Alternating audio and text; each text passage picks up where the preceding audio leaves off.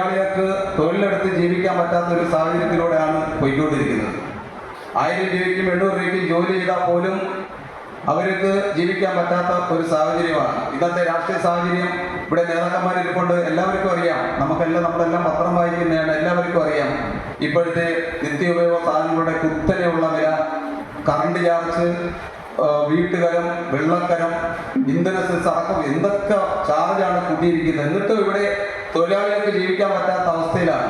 ഇപ്പോൾ ഓട്ടോ മേഖലയിൽ തന്നെ സ്റ്റിക്കർ പതിപ്പിച്ച് കൊണ്ടുള്ള സർക്കാരിൻ്റെ ഒരു തീരുമാനം, അത് എന്തായാലും എല്ലാ സംഘടനയും സംയുക്ത ട്രേഡ് യൂണിയൻ്റെ ആഭിമുഖ്യത്തിൽ അതെല്ലാം ഒരുമിച്ച് എന്തായാലും അത് നിർത്തിവെച്ചത് വളരെ വലിയ ഒരു കാര്യമാണ്.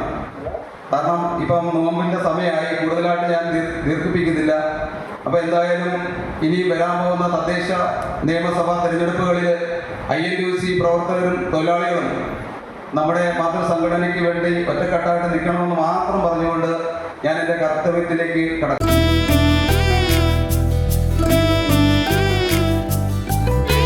കഥകൾ നിങ്ങളുടെ ആഭരണം പറയട്ടെ. ചുങ്കത് ജ്വല്ലറി. ആളിവിടെ എത്തിയിട്ടുണ്ട്. നിസ്കരിക്കുന്നവർക്ക് നിസ്കരിക്കാം.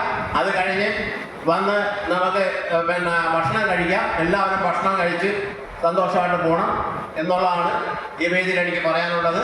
പിന്നെ ഇനി ഒരു കാര്യം കൂടെ എടുത്ത് പറയാതിരിക്കാൻ നിർവാഹമില്ല. കാരണം എന്താണെന്ന് വെച്ചാൽ 4 വർഷത്തിന് മുമ്പ് ഞാൻ ജില്ലാ സെക്രട്ടറി ആയതാണ്.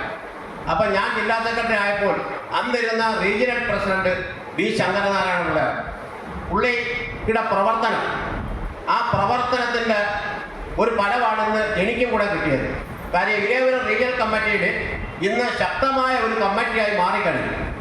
ഏത് പരിപാടി ഇട്ടാലും മിനിമം 40 പേര് 45 പേര് പങ്കെടുത്ത് ആ പരിപാടി വിജയിപ്പിക്കുന്ന ഒരു രീതിയാണ് ആ നേരത്തെ ഇരുന്ന റീജിയണൽ പ്രസിഡന്റ് ചെയ്തത്. അതിൻ്റെ പുള്ളിയുടെ എല്ലാ പിറവിലും ഞാനും ഉണ്ടായിരുന്നു.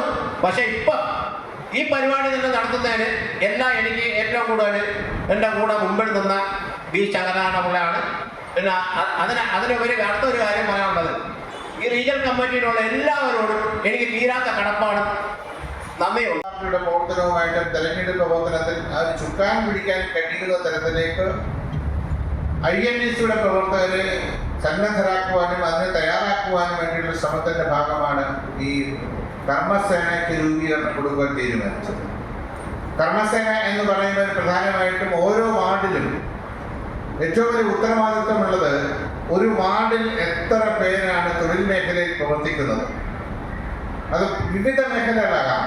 ഒരുപക്ഷെ ഓട്ടോറിക്ഷ തൊഴിലാളികളുണ്ടാകാം, ചുമട്ടുതൊഴിലാളികളുണ്ടാകാം, കയർ തൊഴിലാളികളുണ്ടാകാം, നിർമ്മാണ തൊഴിലാളികളുണ്ടാകാം, തൊഴിലുറപ്പ് തൊഴിലിന് പോകുന്ന തൊഴിലാളികളുണ്ടാകാം. ഇവരുടെയൊക്കെ അവരുടെ ഒരു സർവേ പോലെ തന്നെ ഓരോ വീട്ടിലും കയറി ഇറങ്ങിയ പ്രദേശത്ത് വാർഡിലുള്ള ആളുകളിൽ ഒരു അന്വേഷണം നടത്തി ആ അന്വേഷണത്തിൽ ഇപ്പോൾ അത് സർവേ റിപ്പോർട്ടാക്കി ഒരു ബുക്കിൽ 200 പേജിൻ്റെ ഒരു നോട്ട്ബുക്കിനകത്ത് തന്നെ അവരുടെ ഓരോരുത്തരുടെയും പേരും അവരുമായി ബന്ധപ്പെട്ട അവർ താമസിക്കുന്ന വീട്ട് അഡ്രസ്സും ഫോൺ നമ്പരും ഉൾപ്പെടെ കണ്ടെത്തി അത് രജിസ്റ്ററാക്കി അത് കൊണ്ടുവരണം എന്നാണ് പ്രധാനമായിട്ടും സംസ്ഥാന INTUC നിർദ്ദേശിച്ചിട്ടുള്ളത്. ഒരു സാഹചര്യത്തിലേക്ക് എത്തി നിൽക്കുന്നു. കേരളത്തിന് വലിയൊരു പ്രത്യേകതയുണ്ട്. നിങ്ങളും താമസിക്കുന്ന പ്രദേശം, അവിടെ എല്ലാ ജാതി മതസ്ഥരും ഒരുപോലെ തിങ്ങിപ്പാർക്കുന്ന പ്രദേശമാണ്. അപ്പുറത്ത് ഒരുപക്ഷെ ഹിന്ദുവാകാം, അതിനിപ്പുറത്ത് മുസ്ലിമാകാം, അതിനപ്പുറത്ത് ക്രിസ്ത്യാനിയാകാം. വിവിധ ജാതി മതസ്ഥർ തോളോട് തോട് ചേർന്ന് ഓരോ വിഷയങ്ങൾ, ഓരോ വീടുകളിലെ കുടുംബങ്ങളിൽ ഉണ്ടാകുന്ന വിഷയങ്ങളിലൊക്കെ ഒരുമിച്ച് ഒരേ മനസ്സോടുകൂടി അതിനെ നേരിട്ടിരുന്ന കാലഘട്ടത്തിൽ നിന്നും മാറി താമസിക്കുന്ന ആളുകളുടെ ജാതിയും മതവും നോക്കി അവരെ വേർതിരിക്കാൻ കഴിയുന്ന സംഘടനാ പ്രവർത്തനവും ശിഥിലീകരണ പ്രവർത്തനവും വർഗീയ ചിന്താഗതികൾ ശക്തിപ്പെടുത്താനും അതിലൂടെ അവരുടെ സംഘടനാ ശക്തി വളർത്തിയെടുക്കാനും അവരുടെ പ്രസക്തി എങ്ങനെയുണ്ട് എന്ന് പരിശോധിക്കാനും ശ്രമിക്കുന്ന ഒരു കാലഘട്ടം. നമ്മുടെയൊക്കെ പരമ്പര പരിശോധിച്ച് നോക്കിയാൽ ഒരു കാലഘട്ടത്തിൽ ഉണ്ടായിരുന്നില്ല. നിങ്ങൾ ഏത് ജാതിയാണെന്ന് പോലും ആരും തിരക്കിയിരുന്നില്ല. സംഘടനാ പ്രവർത്തനം നടത്തുമ്പോൾ ഞങ്ങളൊക്കെ വിദ്യാർത്ഥി രാഷ്ട്രീയത്തിലുണ്ടാകും. ഞാൻ ഷാനവാസ് കനക KSUവിന്റെ പ്രവർത്തകരായി കടന്നു വന്നത് ഇവിടെ ഇരിക്കുന്ന ബഹുഭൂരിപക്ഷം പേര്. നാഷണൽ കോൺഗ്രസ് ഈ രാജ്യത്തിന് നൽകിയിട്ടുള്ള അമൂല്യങ്ങളായ സംഭാവനകൾ അത് ഈ രാജ്യത്തിൻ്റെ സ്വാതന്ത്ര്യ സമരവുമായി ബന്ധപ്പെട്ട കാലഘട്ടങ്ങളിലായിരുന്നു. അതിനുശേഷം അധികാരത്തിൽ വന്നതിന് ശേഷം ലോക സമാധാനത്തിന് വേണ്ടി ഇന്ത്യൻ നാഷണൽ കോൺഗ്രസും പ്രഥമ പ്രധാനമന്ത്രി ജവഹർലാൽ നെഹ്റുവും സ്വീകരിച്ചിട്ടുള്ള സമീപനങ്ങൾ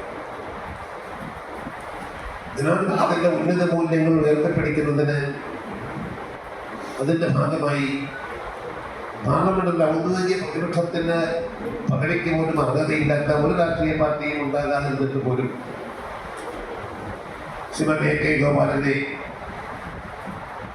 ഔദ്യോഗിക പ്രതിപക്ഷ നേതാവായി അംഗീകരിച്ച് നിയമിച്ചുകൊണ്ട് എപ്പോഴും പ്രതിപക്ഷത്തിന്റെ അഭിപ്രായങ്ങൾ കൂടി കേട്ടെങ്കിലേ നമ്മുടെ ഭാഗത്ത് ഭരണാധികാരികളുടെ വീഴ്ചകൾ മനസ്സിലാക്കുവാനും അത് തിരുത്തി മുന്നോട്ട് പോകാനും കഴിയുകയെന്നുള്ള നിലയിൽ പ്രവർത്തിച്ച ഭരണാധികാരിയായിരുന്നു പണ്ഡിറ്റ് ജവഹർലാൽ.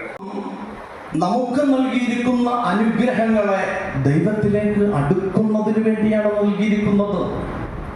നാം ഓരോ അണുനിമിഷവും നാം ശ്വസിച്ചുകൊണ്ടിരിക്കുന്ന ഓരോ ശ്വാസവും ഓരോ ഓക്സിജനും നമ്മുടെ ആയുസ്സും നമ്മുടെ മക്കളും നമ്മുടെ സന്താനങ്ങളും നമ്മുടെ കണ്ണിന്റെ കാഴ്ചയും കേൾവിശക്തിയും ഓർമ്മശക്തിയും ബുദ്ധിശക്തിയും എന്നു വേണ്ട സകലതും നമുക്ക് ദൈവം നൽകിയിരിക്കുന്നത് ദൈവത്തിലേക്ക് അടുക്കുന്നതിന് വേണ്ടിയുള്ള മാർഗങ്ങളായിട്ട്.